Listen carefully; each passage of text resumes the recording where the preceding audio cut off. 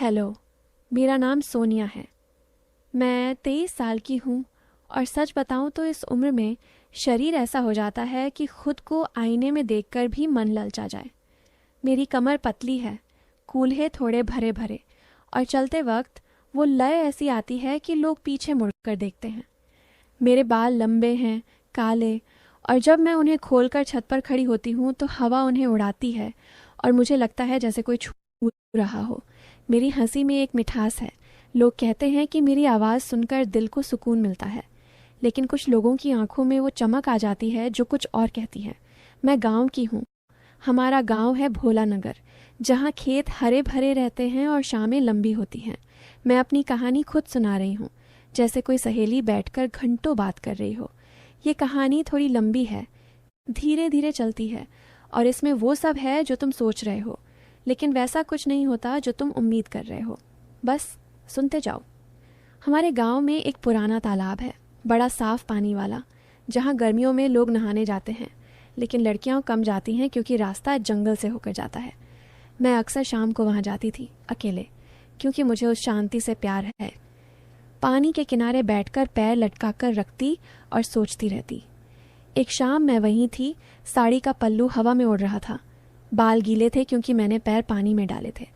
तभी दूर से कोई आता दिखा, लंबा, गोरा, कंधे चौड़े और हाथ में एक कैमरा लटका हुआ। मैंने सोचा शायद कोई फोटोग्राफर है।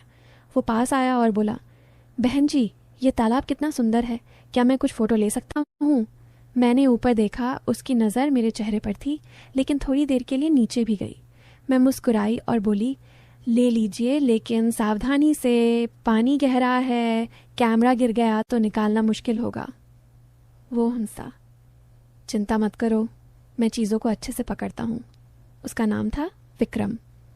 वो शहर से आया था, कहता था कि वो वाइल्ड लाइफ फोटोग्राफी करता है और हमारे इलाके में तो कुछ दुर्लभ पक्षी देखने आए हैं, लेकिन उसकी नज़रें पक्षियों से ज़्यादा मेरी तरफ रहती थीं।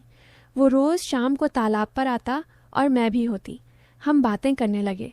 वो फ़ोटो लेता रहता, कभी पेड़ों की, कभी पानी की लहरों की, और कभी कहता, सोनिया, तुम इस तालाब के साथ कितनी अच्छी लगती हो, जैसे तुम्हारा ही हिस्सा हो। मैं हंसती। हिस्सा तो सबका है, लेकिन ज़्यादा गहराई में जाना खतरनाक होता है। वो करीब आकर बैठता, बोला, गहराई ही तो मज़ा देती है, ऊपरी सतह पर क्या रखा है? मैं कुछ नहीं कहती, बस मुस्कुरा देती। धीरे धीरे हमारी बातें लंबी होने लगीं। वो मुझे अपने कैमरे में फ़ोटो दिखाता, कहता, देखो ये सूर्यास्त कितना सुंदर है, लाल लाल, जैसे कोई गर्म हो रहा हो। मैं देखती और कहती, हाँ, लेकिन ज़्यादा देर देखोगे तो आंखें जल जाएंगी। वो हंसता और कहता, जलने में भी एक अलग मज़ा है ना। मैं विषय बदल देती। एक शाम वो बोला, सोनिया, तुम्हारे बाल कितने अच्छे हैं, क्या मैं एक फ़ोटो ले सकता हूँ? मैंने हामी भर दी, लेकिन वो कैमरा उठाकर मेरे पास आया, बालों को हाथ से थोड़ा सुलझाया और बोला, ऐसे और सुंदर लगेंगे। उसके हाथ मेरे बालों में थे।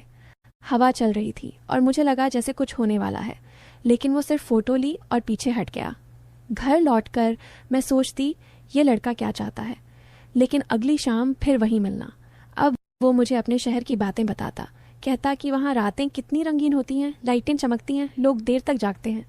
मैं कहती, हमारे यहाँ भी रातें लंबी होती हैं, लेकिन अंधेरा गहरा होता है। वो बोला, अंधेरे में ही तो असली मज़ा है, जब कुछ दिखता नहीं तो छूकर महसूस करना पड़ता है। मैं चुप हो जाती। एक दिन वो तालाब के पास एक छोटी सी नाव लेकर आया, बोला, चलो बीच तालाब तक चलते हैं, वहाँ से फ़ोटो अच्छी आएगी। मैं डर गई थोड़ी, लेकिन चली गई। नाव पर हम बैठे। वो चप्पू मार रहा था और पानी की लहरें नाव को हिला रही थीं। मैंने साड़ी अच्छे से संभाली क्योंकि हवा तेज़ थी। वो बोला, डरो मत, मैं संभाल लूँगा। नाव बीच में रुकी, चारों तरफ पानी, और वो कैमरा निकालकर फ़ोटो लेने लगा। तभी एक तेज़ लहर आई, नाव हिली और मैं उसकी तरफ झुक गई। उसने मुझे हाथ से पकड़ा, बोला, संभल जाओ, गिर जाओगी। उसका हाथ मेरी कमर पर था। गर्मी सी महसूस हुई, लेकिन मैंने खुद को संभाला और बोली, बस अब वापस चलो। वो मुस्कुराया, जल्दी क्या है, थोड़ा और मज़ा लें। उसके बाद हमारी मुलाकातें और करीब होने लगीं। वो कभी मेरे घर के पास आता, माँ से मिलता, कहता कि सोनिया मुझे गांव घुमा रही है। माँ खुश होती लेकिन मुझे चेताती, शहर वाले चालाक होते हैं, दूर रहना। लेकिन मैं जाती रही।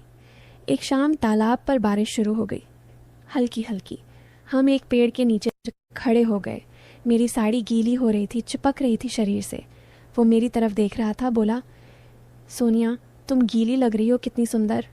मैंने शर्माते हुए कहा, चलो घर चलते हैं। लेकिन वो बोला, थोड़ी देर और रुकें, बारिश का मज़ा लें।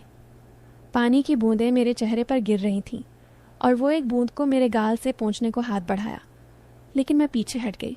बारिश रुकने तक हम वहीं खड़े रहे, बातें करते रहे, लेकिन बस बातें। फिर दिन बीतते गए। वो मुझे अपने कैमरे की और फ़ोटो दिखाता, कभी कभी कहता, ये फ़ोटो में तुम कितनी सुंदर लग रही हो। मैं डांटती, ऐसी बात मत करो, लेकिन वो हंसता। एक दिन वो बोला, सोनिया मैं तुम्हारे साथ एक जगह चलना चाहता हूँ। जंगल के अंदर एक छोटा सा झरना है, वहाँ कोई नहीं जाता। मुझे लगा मज़ा आएगा। चली गई। रास्ता तंग था, झाड़ियाँ थीं, कभी कभी उसका हाथ मेरे हाथ से छू जाता संभलते वक्त। झरना बहुत सुंदर था, पानी ऊपर से गिर रहा था। वो बोला, चलो नीचे जाकर खड़े हों, पानी की बौछारें लगेंगी। हम गए। पानी ठंडा था, मुझे सिहरन हो रही थी।